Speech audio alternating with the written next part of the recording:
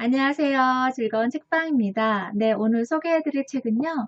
법률스님의 인생 수업이라는 책이에요. 법률스님이 책을 참 많이 쓰셨는데 이 책은 책 제목 그대로 인생 수업, 인생에 관한 이야기를 다룬 책이에요. 그래서 30, 40대 그런 일관계나 결혼에 대해서 많이 고민하시잖아요. 그런 부분들도 많이 들어가 있고요. 부부 사이에 그런 갈등이나 고민들 그런 부분도 있고 우리가 노후가 됐을 때 어떻게 삶을 받아들이고 어떻게 살아가야 하는지 그런 지혜들이 담긴 책이에요. 그래서 오늘은 행복에 관한 이야기를 해드리려고 해요. 우리가 살면서 가장 중요하게 여기는 것이 행복이잖아요. 행복한 삶을 위해서 우리가 노력을 많이 하는데 그런 행복에 관한 이야기를 해드릴게요. 먼저 책 내용을 소개해 드릴게요.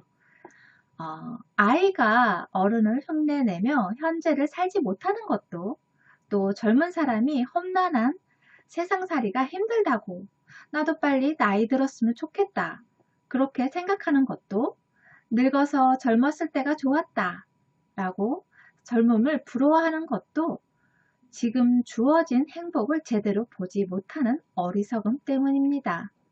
그러니까 젊은 사람은 젊으니까 힘이 있고 꿈도 가질 수 있어서 정말 좋구나. 또 나이 든 사람은 인생 경험을 많이 했더니 이해의 폭이 넓어져서 좋구나. 그리고 이렇게 자기를 긍정하고 현재의 삶을 더 좋게 만들어가야 한다는 거예요. 어릴 때는 어린 대로, 젊을 때는 젊은 대로, 늙을 때는 늙은 대로 좋은 사람은 평생 행복하게 삽니다. 과거에 연연하지 않고 미래를 두려워하지 않고 지금을 충실히 살면 그 사람은 늘 인생의 황금기를 사는 거예요. 네, 지금 현실에 충실해야지만 행복하게 살 수 있다는 거예요. 그리고 지금 현실에 충실하면서 내가 가지고 있는 그런 행복 있죠. 그런 것을 알지 못하면, 느끼지 못하면 불행한 삶이라고 할 수 있죠. 내가 지금 현재 충분히 내 상황에서도 행복은 있거든요. 항상 행복과 고통이 같이 공존하는 세상의 현실에서 살고 있잖아요, 우리가. 그런데 너무 힘든 거, 고통스러운 거, 그런 안 좋은 거에 너무 몰입하다 보면 내가 가지고 있는, 누리고 있는 그런 행복에 대해서는 인지하지 못하고 아예 생각도 못하고 쳐다도 못 보는 그런 상황들이 참 많이 놓이게 돼요. 그런 상황에. 그래서 우리가 어떤 거에 초점을 맞추고 어떻게 살아가느냐에 따라서 삶의 질이 달라지는데 지금 이 순간에 깨어 있어야지만 행복을 알 수 있다고 하잖아요. 그런데 현실에 지금 이 순간에 충실하면 그러면서 내 행복을 알고 찾음으로 인해서 내가 행복한 삶을 살 수 있다는 거예요. 젊으면 젊은 대로, 나이 들면 나이 들어서도 충분히 행복한 삶을 살아갈 수 있다는 거죠. 나이가 들면 몸이 안 좋아지고 힘들어지니까 어디도 아프고 우울해지고 더 힘들게 느껴지고 괴로워지고 하는데 그럴 필요가 없다는 거예요. 나이가 먹으면 충분히 그 나이 먹은 대로 그 시간 속에서 그 현실 속에서 충분히 나의 행복을 즐거움을 만들어 갈 수 있다는 거죠. 내 중심을 어디에 놓고 사느냐, 내 중심을 잘 잡고 살아가야 하는데 그런 중심을 어떻게 잡아야 하는지 소개를 해드릴게요. 44페이지 일어난 일은 언제나 잘된 일이다. 일어난 일은 언제나 잘된 일이다. 우리가 생활하면서 좋을 때도 있고 나쁠 때도 있고 어떤 계기로 인해서 참 힘든 경험을 해요. 그런데 그 힘든 것을 너무 고통스럽게 생각하다 보면 한도 끝도 없거든요. 그런데 그 힘든 것을 이겨냄으로 인해서 그 경험이 쌓이고 힘이 생기고 그것을 이겨내는 그런 힘이 생기잖아요. 그 경험을 통해서 내가 더 성장하고 발전하는데 그 당시에는 그게 정말 힘들고 고통으로만 다가온다는 거죠. 그래서 그런 힘든 일이 결코 나쁜 것만은 아니라는 거예요. 그 일도 좋은 일이고 어떤 일이 좋은 일이 생겨서 막 신나고 즐겁게 생활했는데 나중에 그 일을 계기로 해서 또 안 좋은 방향으로 이끌어지는 그런 일도 생기거든요. 그래서 좋은 일도 너무 기뻐할 필요도 없고 나쁜 일이라고 해서 너무 괴로워서 거기에만 매일 필요도 없다는 거예요. 법률 스님이 겪은 이야기를 해드릴게요. 법률 스님도 감옥에 몇 달 동안 가 계신 적이 있으시대요.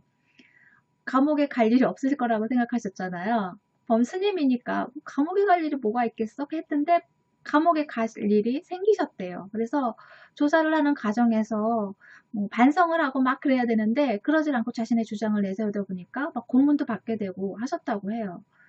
그리고 나서 조사를 다 끝내고 나서 양심수로 해서 그 양심수 감옥에 분류가 돼서 감옥에 있어야 되는데 그 방에 있어야 되는데 밉보인 거죠. 그러다 보니까 그런 일반 잡범들, 뭐 사기를 치거나 아니면 도둑질을 하거나 그런 잡범들이 있는 그런 방에 배치가 된 거예요.